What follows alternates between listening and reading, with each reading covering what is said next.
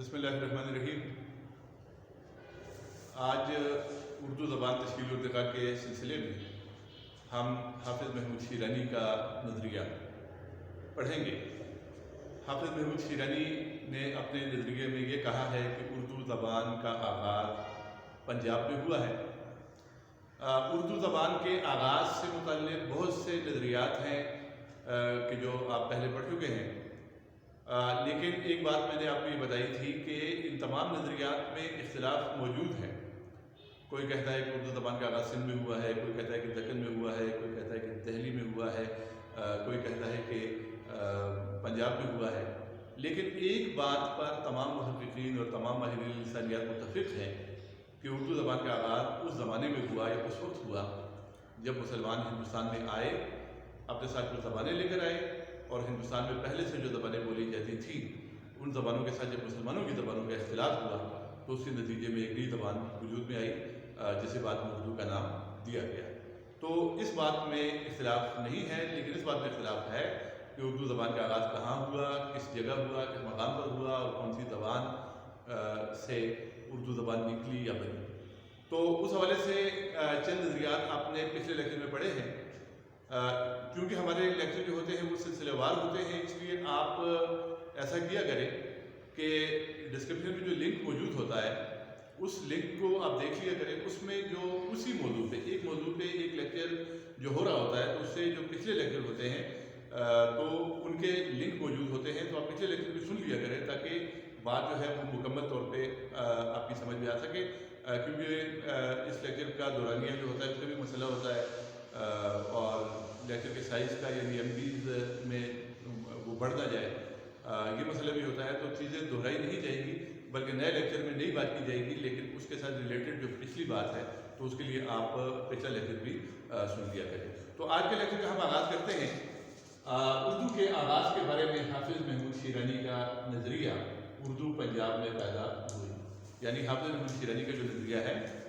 وہ یہ ہے کہ اردو زبان کا آغاز مسلمانوں اور مقامی لوگوں کے اختلاط کے نتیجے میں، میل جول کے نتیجے میں پنجاب کے علاقے میں ہوا۔ حافظ محمود شیرانی نے یہ نظریہ 1928 میں اپنی کتاب پنجاب میں اردو میں پیش کیا، اور اس کتاب میں انہوں نے یہ کہا کہ اردو زبان کا آغاز غزنوی عہد میں مسلمانوں اور پنجاب کے مقامی لوگوں کے باہمی میل جول اور سماجی تعلقات اور لسانی میل جول کے نتیجے میں ہوا۔ اب اس نظریے کو اگر ہم سمجھنے کی کوشش کریں تو یہ جو آپ کے سامنے کچھ تاریخی واقعات لکھے ہوئے ہیں، ان تاریخی واقعات کو آپ دیکھیں، حافظ محمود شیرانی کے نظریے کی بنیاد جو ہے وہ یہ جو تاریخی واقعات ہیں ان پر ہے۔ سب سے پہلی بات یہ ہے کہ لاہور میں غزنوی حکومت کا قیام، یہ ہے سن 1025 کا واقعہ۔ سن 1025 میں لاہور پر غزنوی حکومت قائم ہو جاتی ہے۔ محمود غزنوی لاہور پر حکومت قائم کر اپنی حکومت میں، غزنی کی حکومت میں لاہور کو شامل کر دیتا ہے، اور لاہور میں غزنوی افواج جو ہیں وہ آ کر پڑاؤ ڈال دیتی ہیں۔ یہ 1025 کا واقعہ ہے۔ یعنی ان واقعات کو ہم دیکھیں گے، انہی واقعات کی بنیاد پر حافظ محمود شیرانی نے اپنے نظریے کو تعمیر کیا ہے، یا اپنے نظریے کی بنیاد جو ہے وہ ان واقعات پر رکھی ہے۔ تو یہاں پر لاہور میں غزنوی حکومت کا قیام ہے 1025۔ اس کے بعد کیا ہوتا ہے کہ 1193 میں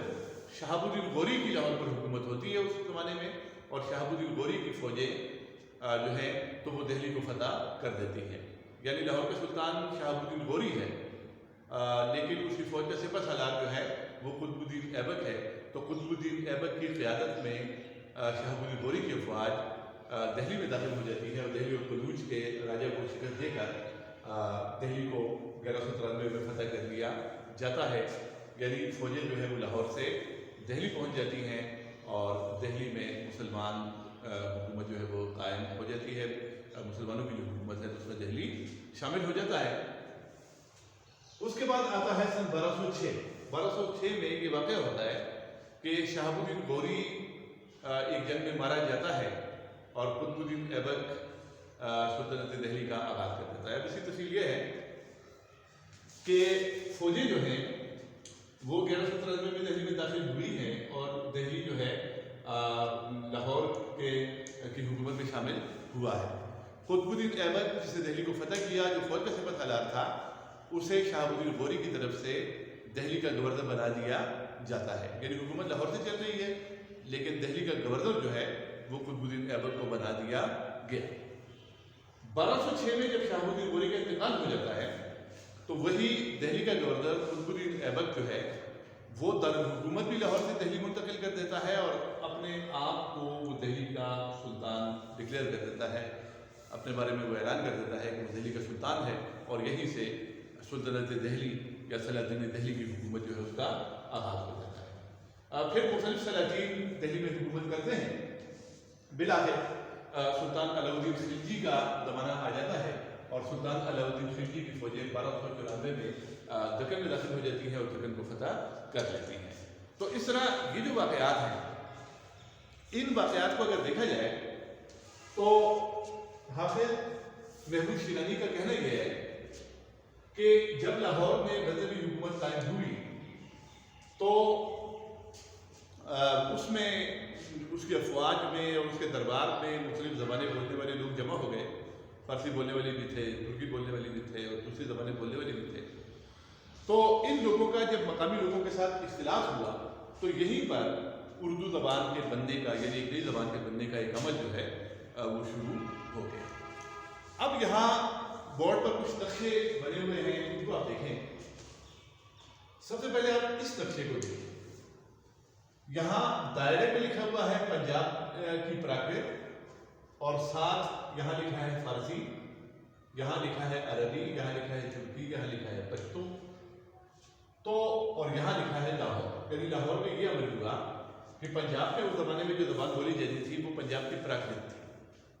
یعنی اس زمانے میں جو مختلف علاقوں کی علاقائی بولیاں تھیں، علاقائی زبانیں تھیں، انہیں پراکرت کہا جاتا تھا۔ تو پنجاب میں جو پنجاب کی پراکرت یا لاہور کی پراکرت جو بولی جاتی تھی،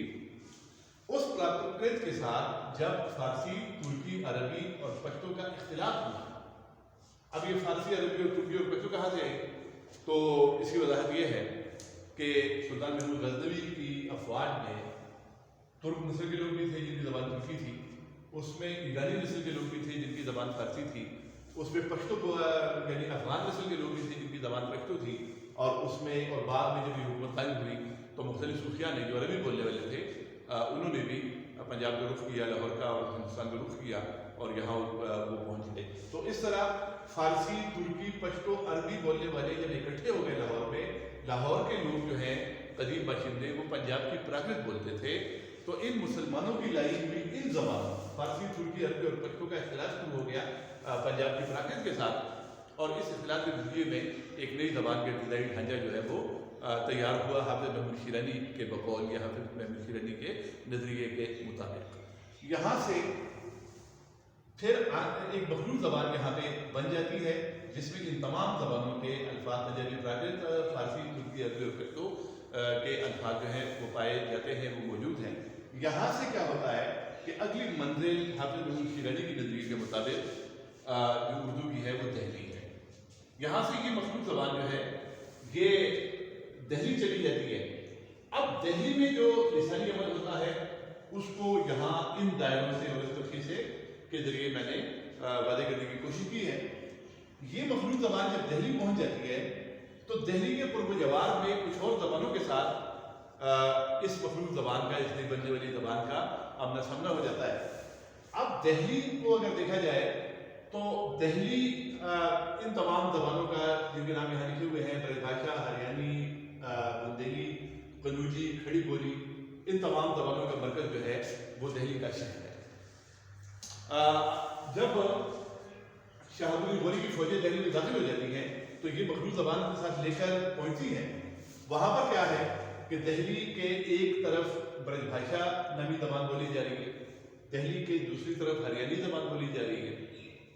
دہلی کے ایک اور طرف بندیل کھنڈ کے علاقے میں، یعنی ہریانے کے علاقے میں ہریانی ہے اور بندیل کھنڈ کے علاقے میں بندیلی زبان ہے۔ پھر دہلی کے پاس قنوج کا جو علاقہ ہے وہاں قنوجی زبان ہے، اور پھر خود دہلی کے بہت سے حصوں میں اور دہلی کے قرب و جوار میں کھڑی بولی نامی زبان بولی جاتی ہے۔ تو یہ برج بھاشا ہریانی، بندیلی، قنوجی، کھڑی بولی، ان 5 زبانوں کا گویا دہلی مرکز ہے۔ اور ادھر پنجاب سے حافظ محمود شیرازی کے بقول ایک مخلوط زبان جو ہے وہ دہلی میں پہنچ جاتی ہے، تو یہاں اس مخلوط زبان پر ان زبانوں کے برج بھاشا کے، ہریانی کے، کھڑی بولی کے اور بندیلی کے بھی اثرات پڑتے شروع ہو جاتے ہیں، اور یہ زبان جو ہے اس میں مزید تبدیلی آ جاتی ہے۔ اور اس کے بعد